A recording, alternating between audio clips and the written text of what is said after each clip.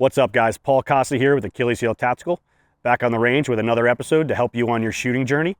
Today we're going to be discussing confirmation levels or acceptable sight pictures and how it directly correlates to you as a practical shooter or a law enforcement officer. So what we're going to talk about today is acceptable sight picture and confirmation levels. They're essentially attacking the exact same purpose, but with confirmation levels, it's broken apart more specifically and gives you more information to pay attention to. Specifically with confirmation levels, and why I advocate for that and learning that system is because it gives you specific visual cues to pay attention to. These specific visual cues are basically your permission to press the trigger when you feel like you have the appropriate amount of information to make that shot based on accountability. So why should you care about confirmation levels? Well, inherently, as we're shooting, the overall goal is marksmanship at speed. And if we can start shooting sooner and still maintain full accountability, that's going to produce a faster product, which will either make us more lethal or it's going to collect us more points sooner, whether it's a match. So the goal is to try to trim the fat, cut the lowest hanging fruit, and use just enough information to get the desired result and not waste any additional time. What I see a lot around the country is students are over confirming. They have maximum information and they are letting the gun hang out because they don't trust the information that they see. So when we get into these specific visual cues with confirmation, we're going to have to train these in a specific way so that we understand what that looks like and what we can do based on our skill level. So when you first start out training, get different confirmation levels, and I'm going to introduce you exactly what those visual cues are in a second, it's going to be a little bit overwhelming. It's going to be almost kind of seems unfathomable the way we've been traditionally trained for specific sight pictures. But you need to embrace this information, do a lot of exploratory training like I'm going to show you today, trust the process, pay attention to the visual cues, and then as you explore with this more, you'll become more comfortable shooting with less information. These shooting schemes or strategies to attack specific targets based on their difficulty will allow you to be a more accurate and faster shooter. And if you're talking about the defensive side, it's going to make you a more lethal and effective shooter because you will be able to put pressure on your adversary sooner. And that's what we're trying to do when we're talking about that realm, right? We're always looking to apply maximum pressure as quick as possible to put the odds in our favor. All right, so let's break apart these specific visual cues. Like I mentioned before, all these visual cues are just a certain amount of information that's going to tell your brain that you can have permission to press the trigger. So traditionally how most people shoot, we shoot with maximum information, right? So maximum information coming from your dot or your front sight would be a perfect circular dot on the target, stopped, nice and still. As you get farther back, obviously it'll start to float a little bit. You're not going to be able to keep it perfectly stopped. But when it's a complete round dot, that is the most information that you are going to get from this reticle to give you permission to press the trigger. Now we know we still need to do our part as a shooter, right, without changing the behavior of the gun while we press the trigger. But when we're talking about confirmations, we're only talking about specifically visual cues, right? So maximum information would be stopped dot, full circle. As we start to work our way down with a little bit less information, it then turns into a streak, right?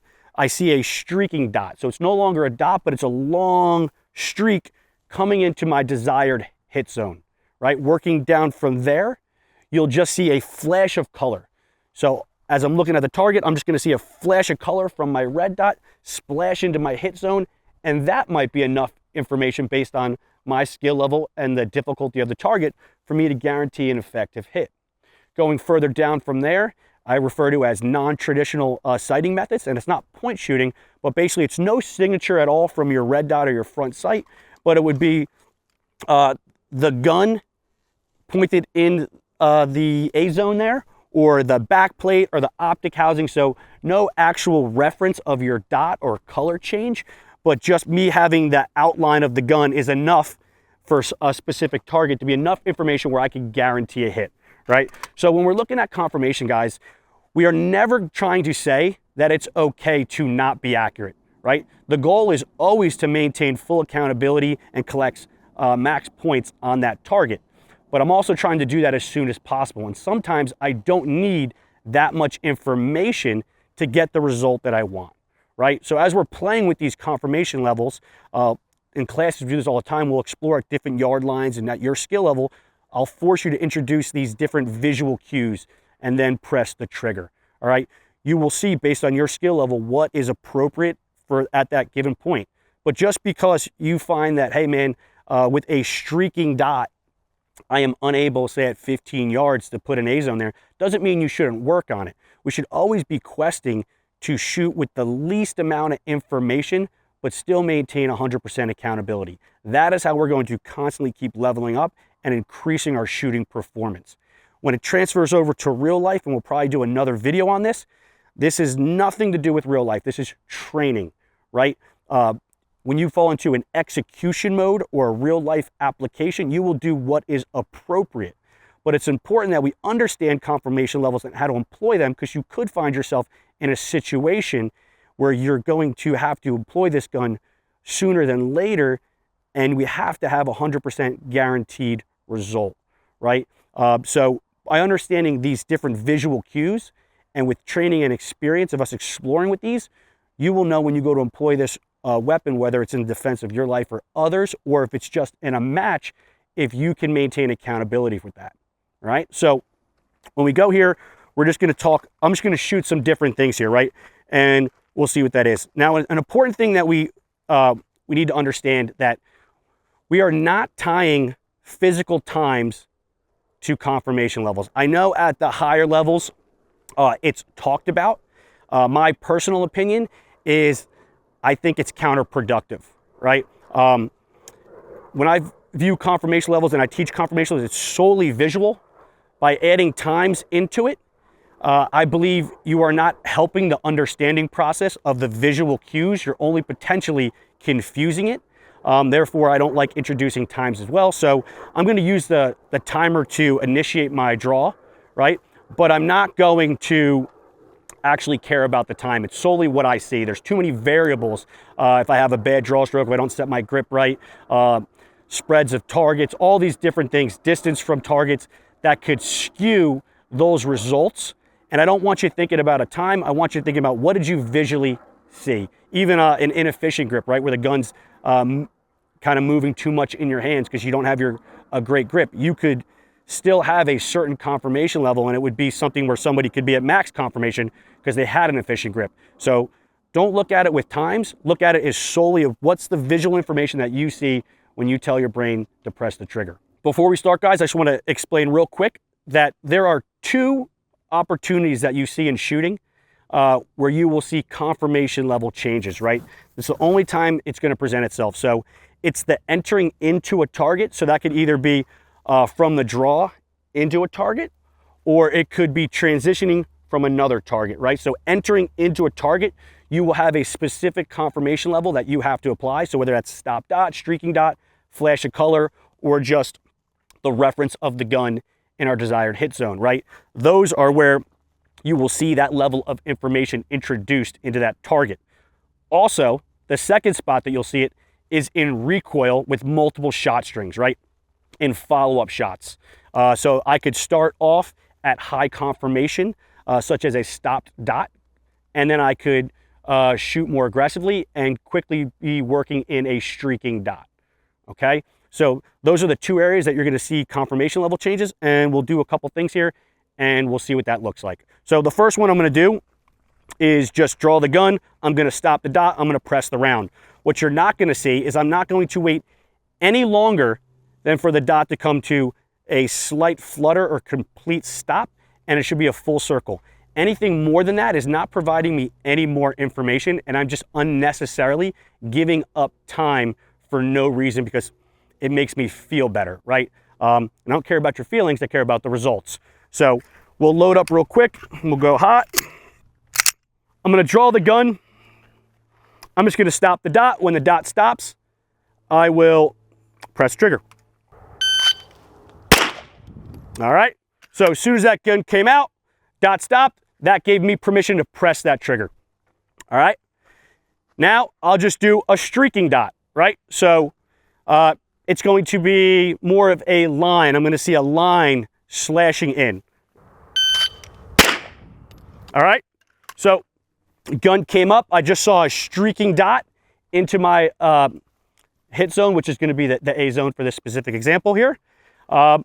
Still maintaining accountability. What did I save? A couple tenths there, right? I want that on my side. There's no reason to give that up if I don't need it. We're not very far from this target, 5 yards on an open target, right? So I could shoot lower conformations and still be 100% accountable, right? Now we're going to switch to the lesser of them. It's just going to be a flash of color, right? So I'm not going to see any streaking effect. I'm not going to see a stop dot. I'm not even going to see a shape. It's just going to be a quick flash of red. All right.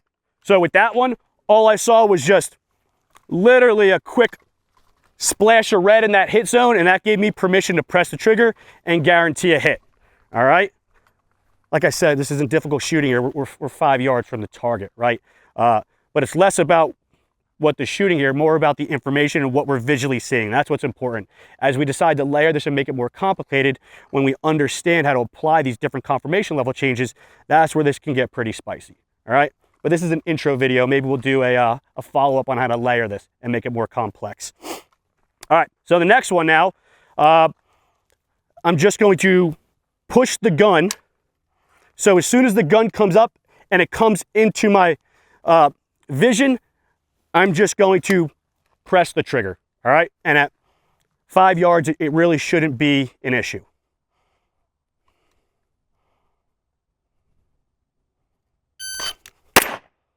All right?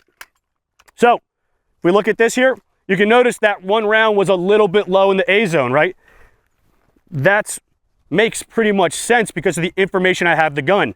I wasn't waiting to get a streak or a color change or anything. So as soon as the gun came into my vision in front of my face, it's still on the path up. That gave me permission to press that shot. For this particular target and that distance, that's enough information to collect max points, right? Now, when we're looking at shooting multiple rounds, we are looking to increase conformation levels to guarantee accountability without slowing ourselves down, right? So what would that look like? That might be me introducing the gun in, if this was a 5 yard target, at no visual stimulus except the reference of the gun in the A zone. But then as I follow up subsequent shots, I'm going to be looking to get some type of reference from the gun, right? And I should be able to, no matter how fast I press that trigger, whether it's 12 splits or not, I will be able to get some information from the reticle, right? And I don't want to stay at very, very low conformation if I don't have to, right? So hopefully that makes sense. So we'll demo what that looks like, right? So I'm going to start off at super low conformation, just going to backplate the gun, and then I'm going to work into a streaking dot. All right. So what we had there, I entered in at very low conformation. As I fired that first round, the gun came right in, and I was able to then pick up on the subsequent shots, a streaking dot, only increasing my accuracy. When we're looking at what I just executed and demonstrated, you might be asking yourself, hey man, like where would that actually apply in real life? Well, a real world example of that would be if you were walking up to a car stop, right? You stop the car for traffic violation, you're walking up, and the driver steps out of the car very aggressively and presents a weapon, right? You are now already in motion to that car and you have to react quickly, right? He's about to apply pressure to you and you need to start applying pressure back to him to close that reactionary gap and turn the tides of the fight, right? That is somewhere where I need to be able to understand how to use minimal conformation, but still maintain accountability and then work through getting more information, but still maintaining that aggression, right? So that is just a perfect example of where you could apply that. Now, another reason for trying to understand conformation levels would be, say, a hostage shot. So anyone that's in law enforcement, you've definitely handled a domestic disturbance, right? So let's just say you got called to domestic disturbance. They're always a disaster, right? And as you get into the house, you didn't get time to separate the parties. The husband grabs the kid and he has a knife, right? You are now forced to quickly react. But now we need to execute with precision, accuracy quickly because we are behind the power curve and we can't give him any more time to do potentially harm that the child, right? So we need to be able to employ that gun very quickly and effectively. And this actually just happened a couple of days ago. I forget where it was, but officers went to a domestic disturbance, and the mother actually grabbed the child in front of him with a knife, and the officer got into an engagement, and he ends up killing the child and the woman, right? Completely unacceptable, right? And this is because we're not understanding how to train correctly and how to employ all the information that's accessible to us. So if you think this information is just gamerish, it's not. It completely correlates over to your role as a law enforcement officer. And yes, it will be a little bit difficult and will take time to explore this, but this will prepare you to do those real difficult tasks when you find yourself presenting them. And the way the world's going, you will be presenting them more often than not. So we have a hostage rescue shot up here, right? So we're 5 yards or so from the target. I come into this domestic dispute, and that subject grabs his child and he grabs the knife. I need to employ this gun right away and put a shot that I know is going to disable him quickly and accurately, right?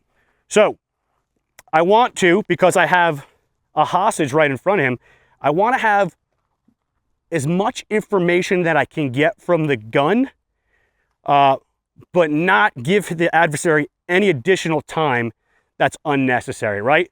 So depending on your skill level, this will be different, right? You may say, hey man, I need to draw this gun and stop that dot right on his head, right? Or you may say, you know what? I've been training a lot. I'm very comfortable with introducing these shooting schemes. I feel like I can just take a streak in and guarantee accountability, right? So I'll do the first one. I'll just do it with a stop dot. All right. So first one, stop dot, press the trigger. Now I'm going to take it on a streak. It was a 1.5. 1.05.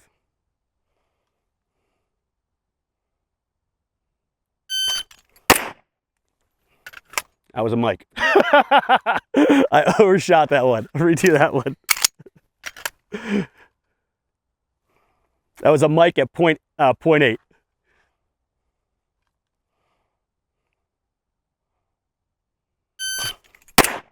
All right, there we go.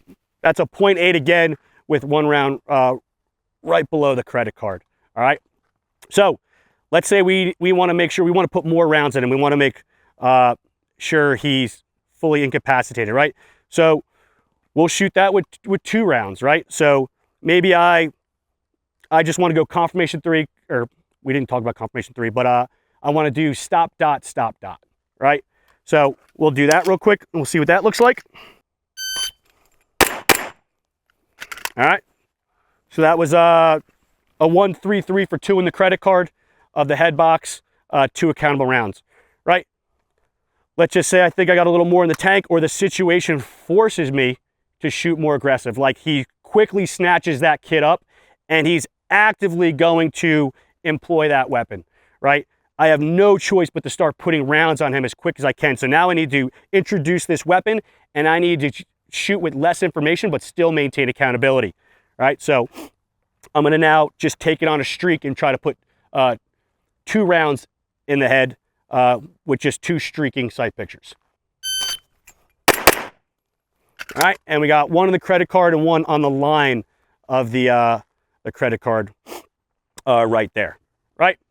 We could play with this as much as we could go back, right? So hell, let's go back. Go back about 10 yards, right? So this is where the time is gonna obviously be reflected on that. So that was a 1.25 for 2 rounds at 5 yards to put him in the credit card, right? Now I'm at roughly 10 yards, right? There's gonna be a time difference, but the visual information will still be the same, right? So this is why I don't want you caring too much about the time. It's just what visually do I see that gives me permission to press the trigger. So I'll do the same thing. I'll just go stop dot. All right, we got 2 in the credit card there. That was a 1:42. We're not too worried about the times, right? I said I don't want you worried about that. But obviously it was a little bit slower, right? It took a little bit more time for the gun to return. It took a little bit more time for me to guarantee that it was in the credit card to press those rounds. Now we're gonna spice it up, and I'll just try to do both on a streaking dot, right? At 10 yards, it's gonna be pretty difficult to keep them in the credit card. All right, so we got them in 2 in the head box, but we got 1 slightly to the left corner of the A-zone box, and we got 1 slightly above the line. So neither are in the the small credit card, but they are within a fist-size group within the head box, right? Would they get it done? I don't know, right? But we're here to train. When we're looking at training, my goal is to force myself to get that credit card, right? Right now, we're just talking about confirmation levels, but I'm not going to say, hey, man, like, that was good enough, right? Nope. If the goal is to put them in that little small credit card at speed, that's what I want to do. When it doesn't happen, I need to think about why that didn't happen. Was it not enough information, right, to shoot that refined aiming spot? Or did I influence some type of input into the gun where that influenced the rounds to be off, right? These are things you're going to have to ask yourself, right? Is it not enough information? Or is it something that I changed in the gun's behavior to not keep it predictable? All right, guys, so we talked about the next layer where we would see a confirmation level change or a shooting scheme where we would have to apply a specific confirmation, right? And that was shooting from target to target, transitioning. We already did a blending video on this, so if you want to see more about that, reference that video. It's up. We talk about trigger break exits, we talk about blending, and we talk about applying specific confirmation levels, right? But this video was specifically to actually inform you and educate you on what is confirmation levels. And if you're talking the tactical world, that would be an acceptable sight picture, right? I think that's a little vague, so I prefer to use confirmation levels because it gives you specific visual cues that you can use as engagement strategies based on your skill level to maintain accountability, but get you shooting sooner, which is going to keep you ahead of the power curve. As law enforcement, we're always, or for the most time, we're reactionary, right? So we have to react off some type of stimulus that warrants us to use deadly force. So right off the bat, we're behind the power curve, and we need to get ahead of that as quick as possible. And through training and experience and understanding these types of shooting schemes, specifically as confirmation levels, that's going to give us the tools, if we're training them correctly, to be able to employ these weapons very effectively and efficiently and maintain accountability. All right, guys, hopefully you enjoyed this video. Like, comment, subscribe. If you have questions, put them in the comments. I'll do my best to answer them all. And stay tuned for our next video.